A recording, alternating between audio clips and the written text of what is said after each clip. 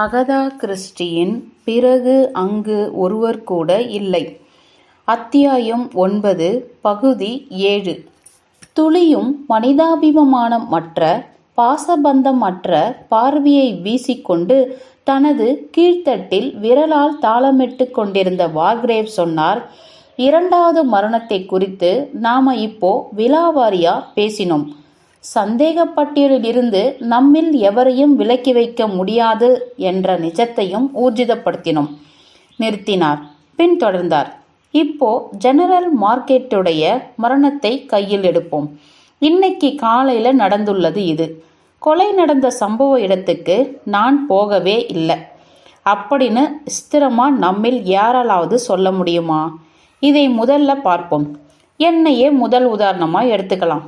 இன்னைக்கு காலை பொழுது முழுவதையும் வாசல்ல இருக்கல வராண்டா பகுதியில ஒரு நாற்காலியில தெய்வமேனு உட்கார்ந்துக்கிட்டு நாம எல்லோரும் அகப்பட்டிருக்கும் இக்கட்டான சூழ்நிலையை பற்றி மட்டும் தியானம் செய்வது மாதிரி யோசிச்சுக்கிட்டு இருந்தேன்.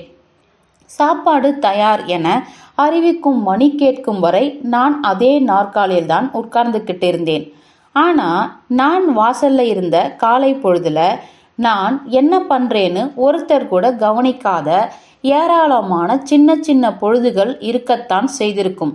அந்த நேரங்கள்ல மூச்சு காட்டாம தீவின் கடற்கரை வரை நடந்து போய் ஜெனரலை தீர்த்து கட்டிட்டு சுவடு தெரியாம திரும்பி நாற்காலிக்கு வந்து பாதி கண்களை மூடிக்கிட்டு நான் உட்கார்ந்திருக்கலாம்.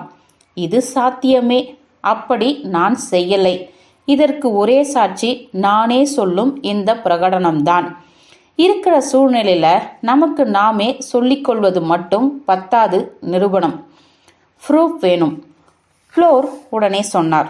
காலையில முழுக்க நான் பிலிப் மற்றும் டாக்டர் கூட இருந்தேன். இதுக்கு அவங்களே சாட்சி. ஏய், கயிறு கொண்டு வர நீங்க வீடு வரைக்கும் வந்தீங்க? ஃப்ளோர் என்றார் ஆம்ஸ்ட்ராங். இருக்கலாம் என தன் குணப்படி மலமளவென சூடானார் ப்ளோர். வந்தேன், நேரா வீட்டுக்கு வந்தேன். பிறகு அப்படியே நேரா உங்ககிட்ட வந்து திரும்பினேன்.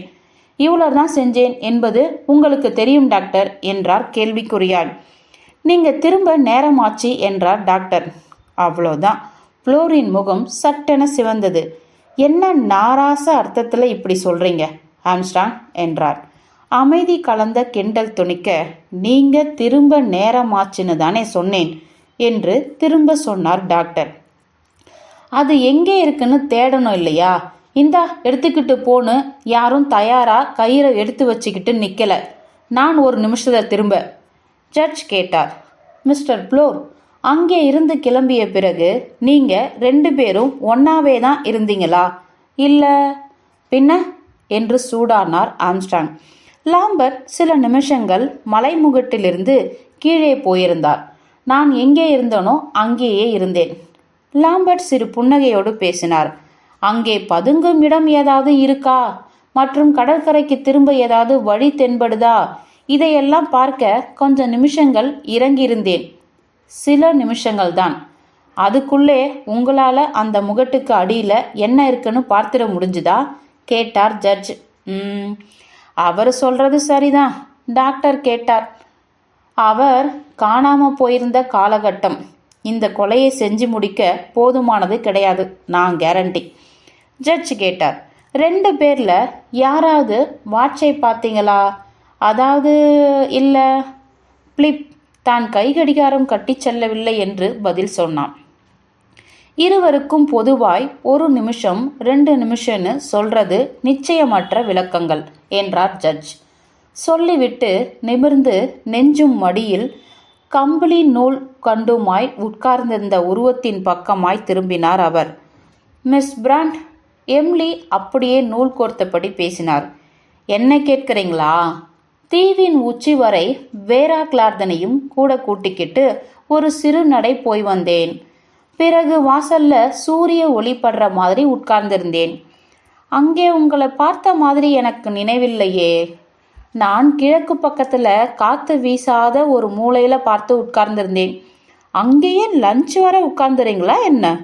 ஆமா, மிஸ் வேரா கிளார்தன். தயாராயிருந்த வேரா விளக்கமாய் பேசினார். காலையில நான் செல்வி எம்லி கூட இருந்தேன். அப்புறம் தனியாக கிளம்பி அப்படியே அலைஞ்சேன். பிறகு மலையடிவார பகுதிகளுக்கு போனேன். அப்போ ஜெனரல் மார்க்ரெட் கூட பேசினேன். ஜஸ்டிஸ் இடம் மறித்து, அப்போ மணி எத்தனை என கேட்டார். முதல் தடவையாக வேரா குழப்பமடைந்தார்.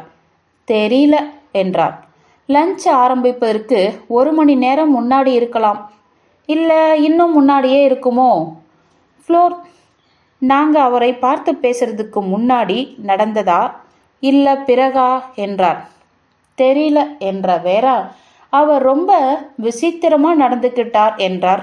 வேரா நடுநடுங்கினார். என்ன வகையில் அவர் விசித்திரமா தோன்றினார்? ஜட்ஜுக்கு இது தெரிந்தே ஆக வேண்டும். வேரா ஒலி கம்மியான குரலில் சொன்னார். நாம எல்லோரும் இறக்கப் போவதா சொன்னார். முடிவுக்காக அவர் காத்திருப்பதா சொன்னார். அவர் அவர் என்னை ரொம்பவே பயமுறுத்தினார். ஜட்ஜ் தலையசைத்தபடி கவனித்தார். அப்புறம் நீங்க என்ன பண்ணீங்க? வீட்டுக்கே திரும்பிட்டேன்.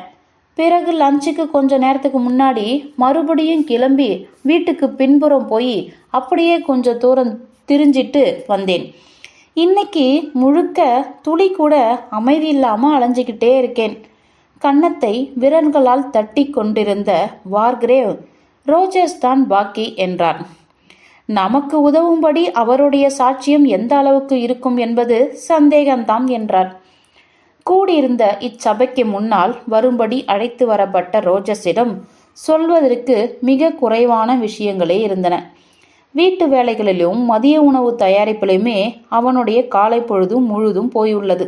சாப்பாட்டுக்கு முன்னால் சிறு சிற்றுண்டி எடுத்துக்கொண்டு வாசல் பகுதியில் இருந்தவர்களை நாடி போயிருக்கிறான். பிறகு தனது அறையில் இருந்த பொருட்களை மற்றொரு அறைக்கு எடுத்து வைப்பதில் கொஞ்ச நேரத்தை செலவிட்டிருக்கிறான். காலை பொழுது முழுவதிலும் ஜன்னல் வழியே விசித்திரமாய் எதையும் அவன் பார்த்திருக்கவில்லை. ஜெனரல் மார்க்ரெட்டின் கொலையோடு இணைத்து பார்க்கும் அளவுக்கு குறிப்பாய் எதுவும் அவனுக்கு தென்பட்டிருக்கவில்லை. லஞ்சுக்கு சாப்பாட்டு மேஜையை சுத்தம் செய்து தயார் செய்து கொண்டிருந்த போது அந்த மேஜையில் மொத்தம் 8 சைனா பொம்மைகள் இருந்தது என்று சத்தியம் செய்தான் அவன். ரோஜர்ஸின் சாட்சியத்தின் முடிவில் அறையெங்கும் சில நேர தாமதம் நிலவியது. பின் வார்கிரேவ் தொண்டையை செருமிக் கொண்டார். என சன்னமாய் இடித்து காட்டிய பிலிப், நாம இத்தனை நேரம் கேட்டதையே இவைதான் நாம பேசினது அப்படின்னு இப்ப கொட்ட போறாரு. நீதிபதி ஐயா வீட்டை கோர்ட்டாகவே மாத்திட்டாரு ஐயா என கேராவிடம் முணுமுணுத்தான் அவன். நமக்கு தெரிஞ்ச அத்தனை தகவல்களையும் அடிப்படையா வச்சு இந்த 3 கொலைகள் நடந்துள்ள சூழ்நிலைகளையும் விலாவரியா இவ்வளவு நேரம் விசாரிச்சோம். ஒரு சிலரை குற்றவாளிகள் என்று குற்றம் சுமத்த முடியாத அளவுக்கு சாத்தியக்கூறுகளும் சந்தர்ப்ப சூழ்நிலைகளும் சற்று கம்மியா இருந்தாலும் ஒருத்தரை கூட முழுக்க சுத்தமானவங்க அப்படின்னு விலக்கி வைக்க முடியாத நிலைதான் நீடிக்குது. ஆக எனக்குள்ளே உள்ள ஸ்திரமான நம்பிக்கையை மறுபடியும் உங்க முன்னால வைக்கிறேன். இந்த அறையில கூடியிருக்கிற 7 பேர்ல ஒருத்தர் மிக ஆபத்தான, மேலும் மனநோய் போன்ற பைத்தியம் பிடித்துள்ள ஒரு கொடூர கொலைகாரன்.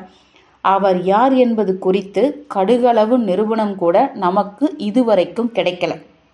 இந்த நிலைமையில நாம செய்யக்கூடியது ஒன்னே ஒண்ணுதான். அந்த பக்கத்து கடற்கரை மக்கள் கூட தொடர்பை ஏற்படுத்தி தக்க உதவியை பெற நாம என்ன மாதிரியெல்லாம் உடனடி நடவடிக்கைகளை எடுக்க முடியும் என்பதுதான் அது. வானிலை மோசமா இருக்கு, அதனால உதவி கிடைக்க தாமதமாகலாம். அப்படின்னா நம்முடைய பாதுகாப்புக்கு என்னென்ன முக்கிய நடவடிக்கைகள் மேற்கொள்ளலாம்? நான் சொன்ன இத்தனையும் கவனமா ஆராய்ந்து உங்களுக்கு தோணும் எந்த ஒரு ஆலோசனையும் தந்து உதவுமாறு இந்த சந்தர்ப்பத்தில் உங்களை நான் கேட்டுக்கொள்கிறேன். அதே சமயத்தில் நீங்களே உங்களை மிக தீவிரமா பாதுகாத்து கொள்ளும்படியும் உங்கள் ஒவ்வொருவரையும் கேட்டுக்கிறேன். இதுவரைக்கும் கொலைகாரன் உல்லாசமா உலா வந்தான்.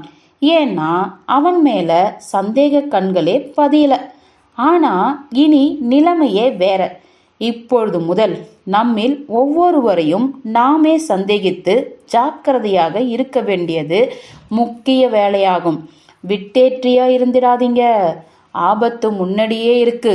முன்ஜாக்கிரதையா இருங்க, அவ்வளவுதான். பிலிப் தனக்குள்ளே முணுமுணுத்து கொண்டான். கோர்ட் கலையலாம்.